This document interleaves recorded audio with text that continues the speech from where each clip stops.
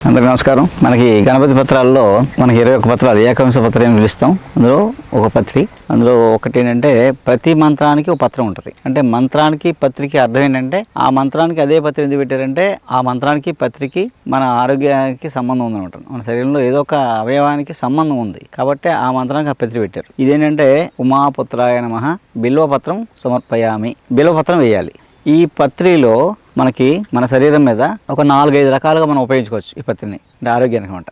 ఒక పాయింట్ ఏంటంటే కామెర్లు వచ్చాయనుకోండి, కామెర్లకి బిల్వ దళం అంటే ఇలా 3 ఆకులు అనమాట. ఒక దళం బిల్వ దళం ఒకటి అంటే లేతది అనమాట.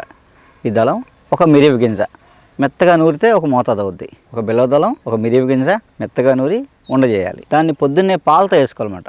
వారం రోజులు వేసుకుంటే బయలుబిన్ 13 ఉన్నా సరే నార్మల్కి వచ్చేస్తామంట. కామెర్లు ఏ కండిషన్లో కామెర్లు ఉన్నా సరే, ఎలాంటి ప్రాబ్లం ఉన్నా బయలుబిన్ పెరిగిందంటే లివర్ డిస్టర్బ్ అయ్యి అప్పుడు వారం రోజులు తీసుకుంటే మనం ఏ మందులు వాడుకున్నా పర్లేదు, దానికి దీనికి సైడ్ ఎఫెక్ట్లు ఉండవు. ఏ మందు వాడుకున్నా ఇది వాడితే తొందరగా బయలుబిన్ తగ్గిపోయి లివర్ ఫంక్షన్ మళ్ళీ నార్మల్ స్థితికి వచ్చేస్తుంది అనమాట. మళ్ళీ ఫార్ములా చెప్తాను చూడండి. బిల్వదళం ఒకటి, మిరియపు గింజ ఒకటి కలిపి మెత్తగా నూరితే ఒక మోతాదు. పొద్దున్నే పరగడుపున ఒక కప్పు పాలు, కప్పు అంటే 100 ml పాలుతో వేసుకోవాలన్నమాట. రోజు పొద్దున్నే వేసుకోవాలి. వారం రోజులు చాలు. వారం రోజుల తర్వాత రెస్ట్ చేసుకుంటే బయలుబిన్ నార్మల్గా వచ్చేస్తామన్నమాట. అలాగే బిల్వపత్రంతో మనం శరీర దుర్గంధం, మామూలుగా మనం ఎన్ని సోపులు పెట్టినా, ఎన్ని బాత్ పౌడర్లు పెట్టినా, ఎన్ని సెంట్లు కొట్టినా చాలామందికి శరీరతత్వంలో మార్పు వల్ల, లోపల ఇండైజెషన్ ప్రాబ్లం వల్ల శరీరం దుర్గంధం వస్తుంటూ ఉంటుంది. దానికి చాలా మేకప్లు చేస్తాం, ఏం చేసినా ఫలితం ఉండదు. సో దానికి మంచి పరిష్కారం ఏంటంటే బిల్వదళం, మారేడు ఆకులు మెత్తగా నూరి శరీరం అంతా పూసుకుని ఒక 10 నిమిషాలు ఆగి స్నానం చేయాలన్నమాట. అలా వారానికి ఒకసారి ఒక 4 వారాలు 8 వారాలు చేశారనుకోండి, శాశ్వతంగా శరీర దుర్గంధం బయటపడతాం. మధుమేహ వ్యాధికి మారేడు దళం, ఒక మారేడు దళం, ఒక తులసి దళం, అది 3 ఆకులదే, 2 మెత్తగా నూరి ఒక మాత్ర అన్నమాట. ఇది మనం ఆ మాత్రలు చేసి ఆరబెట్టి ఉంచుకోవచ్చు. మనం రోజు పొద్దున్నే 2 మాత్రలు ఒక 40 రోజులు వాడామనుకోండి, మధుమేహం కంట్రోల్ అయిపోతుంది. 2 మధుమేహం వల్ల శరీరంలో నర్వ్ సిస్టమ్ డ్యామేజ్ అవుతున్నట్టు, నరాల బలహీనత, నరాలు అంటే నర్వ్ సిస్టమ్ పాడైపోయి బ్లడ్ సర్క్యులేషన్ తగ్గిపోవడం వల్ల మనకి కంటి సమస్యలు, కిడ్నీ సమస్యలు, అలాగే కాళ్ళు మంటలు ఇలాంటివి వస్తాయన్నమాట. అందుకేంటంటే ఎప్పుడు మనకి మోడర్న్ సిస్టంలో నర్వ్ సిస్టమ్ కాపాడే మందులు లేవు. కాపాడాలంటే ఆయుర్వేదం, హోమియో, నేచురోపతి ఇలాంటివే ఆ మధుమేహం వల్ల వచ్చే సైడ్ ఎఫెక్ట్లని, కిడ్నీలని, కంటిని కాపాడుతూ ఉంటున్నాయి. అందులో ప్రధానంగా మారేడు, తులసి దళం 2 కానీ మనం తీసుకుంటే ఎలాంటి సైడ్ ఎఫెక్ట్ లేకుండా శాశ్వత పరిష్కారం అన్నమాట. మనకేంటంటే ఒక మొక్క కొన్ని 100 రకాలుగా ఉపయోగపడుతుంది. దాని అనుపానాలు మార్చుకొలితే దాని ప్రాపర్టీస్ మారిపోతుంటాయి, మనం ఎప్పుడు చెప్పుకుంటాం కదా. అలాగే మారేడు చెట్టు మధుమేహాన్ని ఎలా నివారించగలదో బీపీ, బ్లడ్ ప్రెషర్, బీపీని కూడా తగ్గిస్తామన్నమాట. అది సింపుల్ ఏంటంటే దీనికి మధుమేహానికేమో మారేడు, తులసి దళం కలిపాం, అది మధుమేహాన్ని పనిచేసింది, అంటే ప్యాంక్రియాస్ మీద పనిచేసింది వెళ్ళి. అదే మారేడుకి సుగంధి పాలు కలిపామనుకోండి, బ్లడ్ ప్రెషర్ తగ్గుద్ది అనమాట, బీపీ ఒత్తిడి తగ్గిస్తామన్నమాట. అండి తగ్గించి బీపీ నార్మల్గా ఉంటుంది. దానికి ఏంటంటే ఫార్ములా మారేడు ఆకుల పొడి 50 గ్రాములు, సుగంధి పాల వేళ్ళ పొడి 50 గ్రాములు కలిపేసి మిక్స్ చేసి పొద్దున్నే 1 గ్రాము పొడి తేనెలో కానీ లేదా మంచినీళ్ళతో కానీ రోజు పొద్దున్నే వేసుకుని ఒక 40 రోజులు వేసుకున్నారనుకోండి, బీపీ కంట్రోల్ అయిపోతుంది.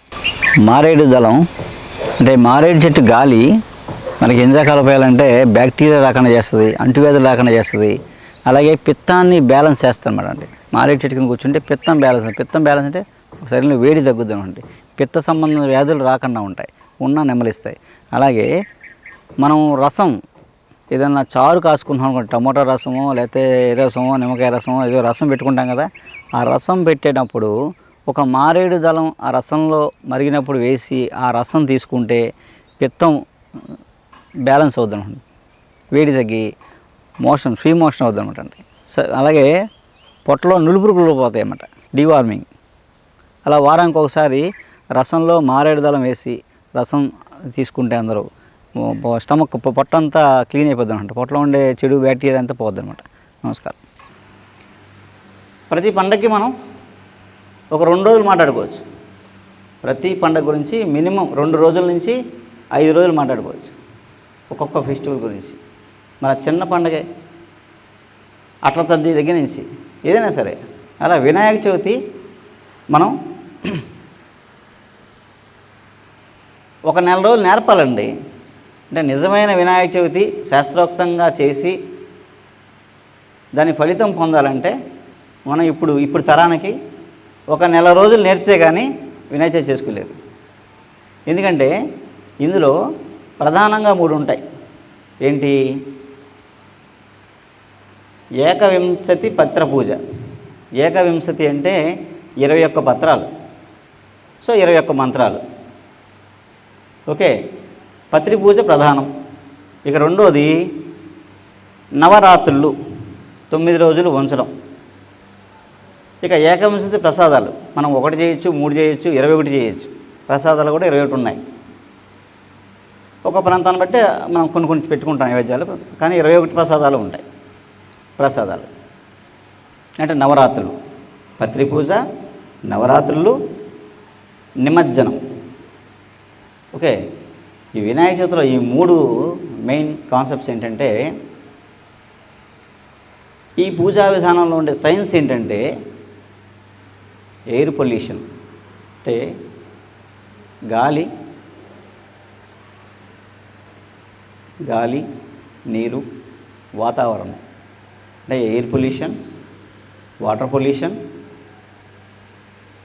సౌండ్ పొల్యూషన్ కూడా. ఇవి లేకుండా చేయడం కోసమే ఈ ప్రధానంగా పెట్టిన వినాయక పూజ.